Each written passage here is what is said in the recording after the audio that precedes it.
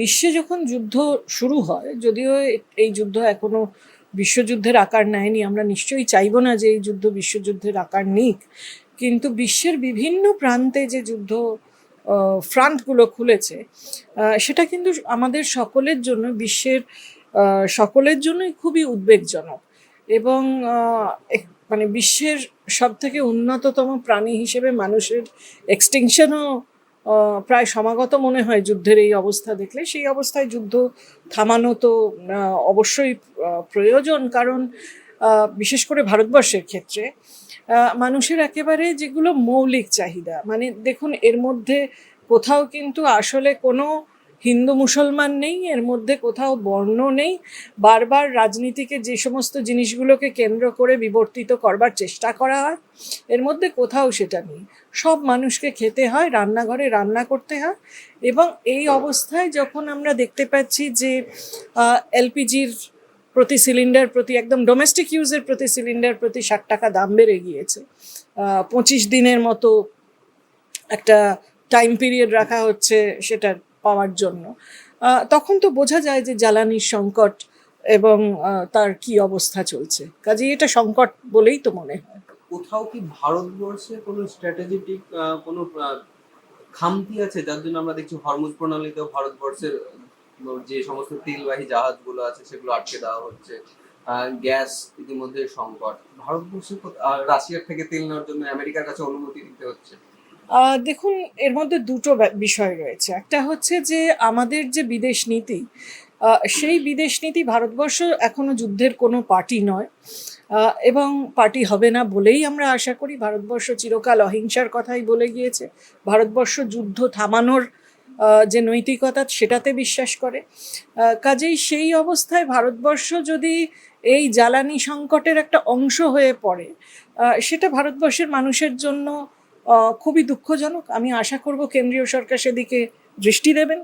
এবং আজকে যে ঘটনাটা ঘটেছে গালফ অফ হরমুজে, আপনি জানেন যে সেটা, মানে গালফ অফ হরমুজের একটা খুব স্ট্র্যাটেজিক ইম্পর্টেন্স রয়েছে গ্লোবাল যে ডিস্ট্রিবিউশনের ক্ষেত্রে। সেখানে যে জাহাজটি, থাই জাহাজটি 178 মিটার লম্বা এবং তার 30,000 টন তার ক্যাপাসিটি, সেটা ভারতবর্ষের কান্ডলা পোর্টের দিকে আসছিল। সেটা ইরান তো তার দায়িত্ব স্বীকার করে নিয়েছে সেটিকে আক্রমণ করার।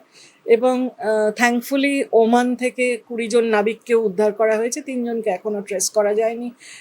একজন সংবেদনশীল ভারতীয় নাগরিক হিসেবে আমি আশা করব যে সেই 3 জনকেও নিশ্চয়ই উদ্ধার করা যাবে। কিন্তু মূল বিষয় যেটা, সেটা হচ্ছে যে এই যে এত টন জ্বালানি ভারতবর্ষে আসছিল, সেটা কিন্তু যুদ্ধের তালেগোলে পড়ে সেই জাহাজকে ইরান আক্রমণ করলো, একটা থাই জাহাজ যেটা ভারতের দিকে আসছিল। অবশ্যই তাতে আমাদের জ্বালানিতে টান পড়বে। এবং এটা খুবই দুঃখজনক যে আমেরিকার অনুমতি নিতে হচ্ছে আমাদের রাশিয়ার কাছে জ্বালানি নেওয়ার জন্য। এবং জ্বালানিতে যে ডিসকাউন্ট, সেটাও তো রাশিয়া তুলে দিয়েছে। তার ফলে ব্যারেল প্রতি আমাদের $4 থেকে $5 করে বেশি দিতে হচ্ছে।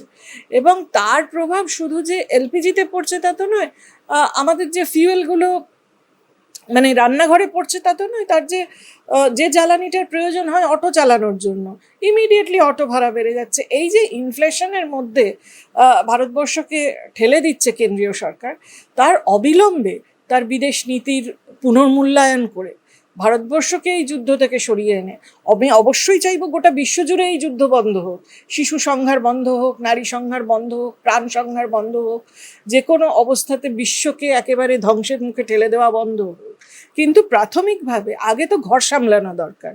আমি আশা করব যে কেন্দ্রীয় সরকার নিশ্চয়ই একটা ইতিবাচক পদক্ষেপ নেবেন, যাতে করে এই জ্বালানি সংকট মেটে, যাতে করে আমেরিকার অনুমতি নিয়ে রাশিয়ার কাছে জ্বালানি কিনতে, এবং সেটাও কিনা ব্যারেল প্রতি $4 থেকে $5 বেশি দাম দিয়ে।